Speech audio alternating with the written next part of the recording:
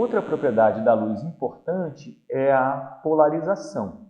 Então, eu mencionei que a luz ela tem tanto um campo elétrico, que está mostrado aqui, quanto um campo magnético, que, por definição, é sempre perpendicular a esse campo elétrico. Tá? Esse campo elétrico, imaginando uma onda, né, apenas uma onda, ele vai ter um certo vetor, se você ficar olhando aqui, que é essa setinha que sobe e desce. E esse vetor vai ter uma certa magnitude e uma certa direção. Então, ele pode estar assim, ele pode estar assim, tá? E esse ângulo é o vetor de polarização da luz. Tá? Então, se você pegar como definição esse eixo aqui, nesse caso, essa onda tem uma polarização de 0 graus. Se esse vetor está assim, ela teria uma polarização de 90 graus. Tá? O plano que você vai pegar é arbitrário. Tá? Pode ser tanto esse, pode ser esse, na verdade poderia ser qualquer um. O fato é que essa onda pode ter uma certa polarização. Agora, essa polarização, tá aqui, ó, tem um videozinho desse vetor aqui subindo e descendo, tá? Então, esse ângulo aqui é o ângulo de polarização dessa onda. Vamos voltar àquele site para a gente falar também de polarização linear e de polarização circular. Bom, então aqui está a nossa onda, certo? E ela pode ter diferentes posições, certo? Ela pode ser em vários ângulos. Você pode ter uma polarização aqui, por exemplo, de 0 graus e pode ter uma polarização de 90 graus, que significa que essa onda está assim. Agora, você pode ter também o que é chamado de polarização circular. Então, esse vetor, ele pode, você olhando num plano aqui, ele pode variar de maneira circular. E aí ele pode ser circular aqui para a esquerda ou pode ser circular para a direita. Certo? E na verdade pode ainda formar uma elipse, ou seja, ele pode fazer assim, formando uma elipse. Tá? Então tudo isso são as formas de polarização da luz. O mais comum é a polarização linear, mas, por exemplo, a cutícula dos besouros, de muitos besouros, gera uma polarização circular da luz.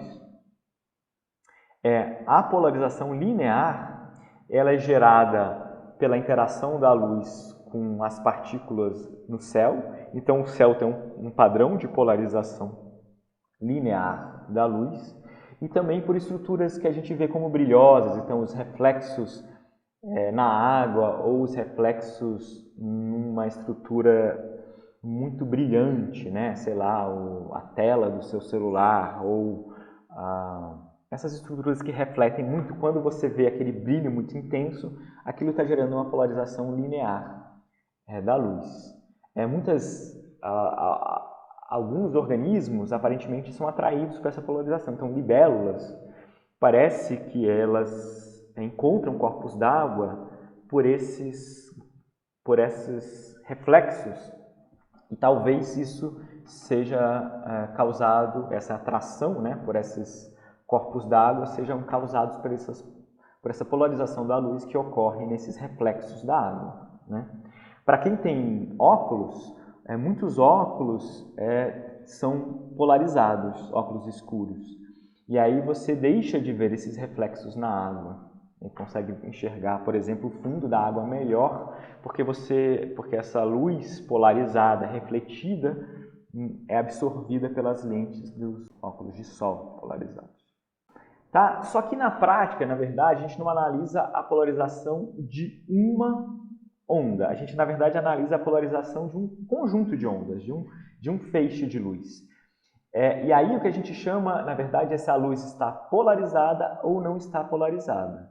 Então, quando um feixe de luz tem todo tipo de polarização, nesse ângulo, nesse ângulo, nesse ângulo, circular, não circular, a gente chama que essa luz não está polarizada. Então, na verdade, se você medisse a polarização, ela se apresenta num padrão aleatório, que é o caso da luz do Sol. A luz do Sol que chega diretamente na gente, ela é chamada de não polarizada, porque ela vem, esse feixe de luz, ela chega aqui em um padrão aleatório de polarização.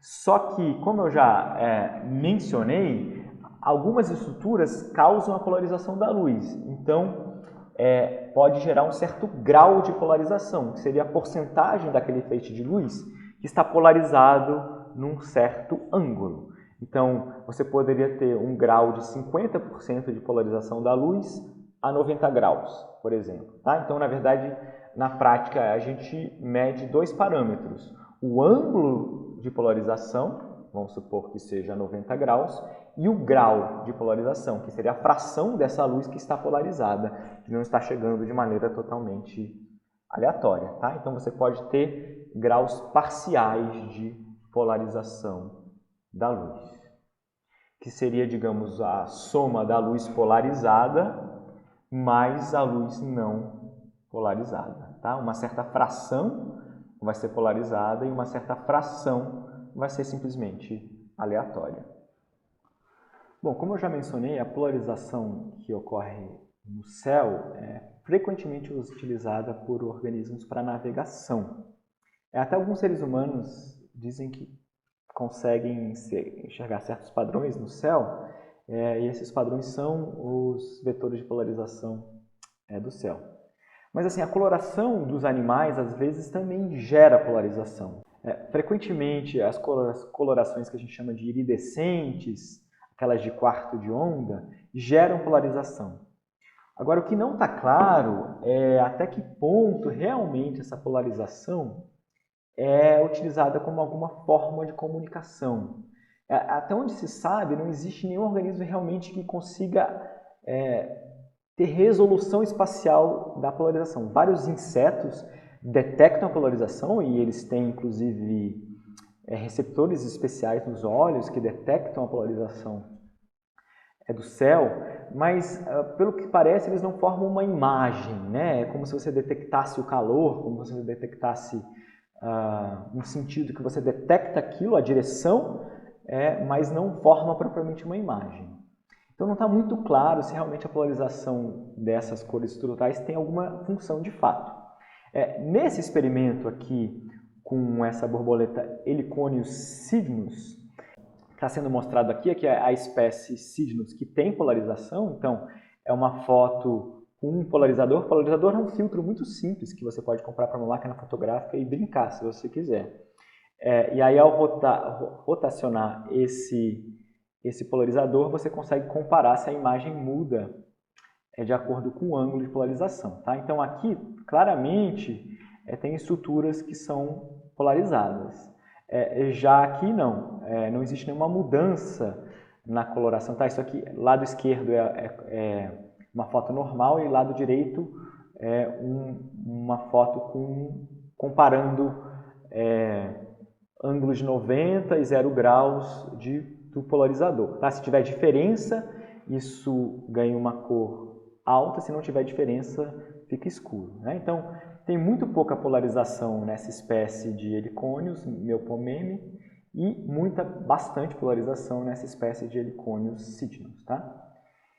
E nesse experimento aqui, esses autores compararam a atratividade das fêmeas para os machos, quando a polarização estava presente ou não estava presente, nenhum polarizador. E que eles observaram é que os machos preferem as fêmeas com a sua coloração natural polarizada. Outra coisa muito comum, e é ainda um certo mistério, é que muitos besouros, a estrutura da cutícula desses besouros tem uma organização que gera uma polarização circular da luz. Então a luz chega aqui não polarizada e é refletida polarizada com uma polarização circular para a esquerda, né? Assim. O vetor elétrico fica girando nessa direção. Então, aqui é uma foto tirada com o filtro deixando passar a luz polarizada circular, e aqui um filtro que impede que luz polarizada circular para a esquerda passe. Então o bicho fica preto, porque essa luz não atravessa esse filtro, né? Então é o mesmo indivíduo aqui com e sem a remoção do filtro de polarização circular. De novo, que vocês conseguem fazer também em casa. Não está claro também se essa polarização que é presente nesses besouros tem alguma função. Agora, essa organização da cutícula do besouro é muito específica, então mesmo que a polarização talvez seja uma consequência, é bem provável que essa organização seja importante para alguma função da cutícula desses animais, seja sinalização ou seja algum outro tipo de função. Então, a polarização na coloração dos animais ainda é um campo bastante novo e pouco estudado.